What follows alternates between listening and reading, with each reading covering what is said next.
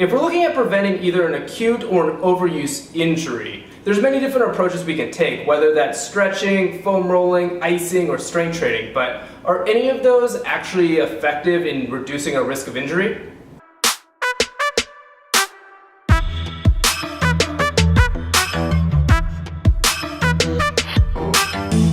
Acute and overuse injuries occur when the load placed on the tissues exceeds what it can tolerate.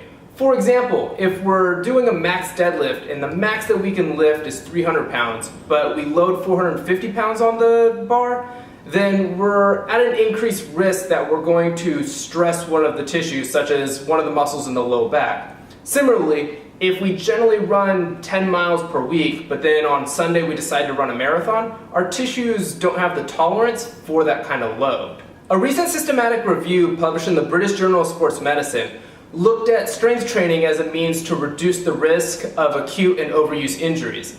The study included 7,738 participants with their ages ranging between 12 and 40 years old. The key finding was that increasing the volume and the intensity of strength training sessions helped to reduce the risk of suffering a sports injury. Specifically, they found that increasing the reps performed by 10% resulted in a 13% reduction in relative risk of injury.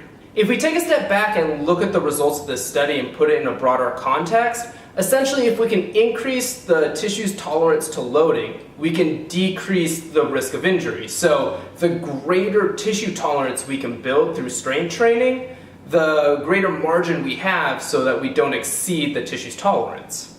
And this lends well to the work by Tim Gabbett on the acute-chronic workload ratio. So an acute workload is basically a workload of a single session. So that's typically like one game or a single run. Whereas a chronic workload more represents your fitness level. So that's over a period of time, usually about 4 weeks. What Tim Gabbett found was that spikes in acute workload for athletes relative to their chronic workload resulted in an increased risk of injury. So if we can increase their chronic workload through strength training, that means we can build a more resilient athlete, and that way we'll decrease the risk of injury. An interesting point when we look at that original article on strength training and injury prevention was that the average weight that they used in those programs was about 8 repetition max, which means that it was the most weight that they could lift 8 times.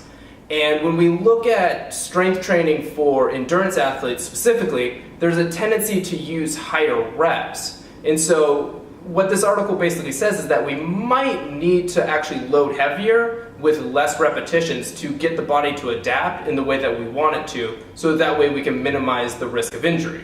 Of course, there are many factors involved with injuries, but when we look at what are the most effective options for decreasing the risk of injury for an athlete, strength training seems to be the most effective one. And so if we're looking at building a robust and resilient athlete, our emphasis should be on strength training.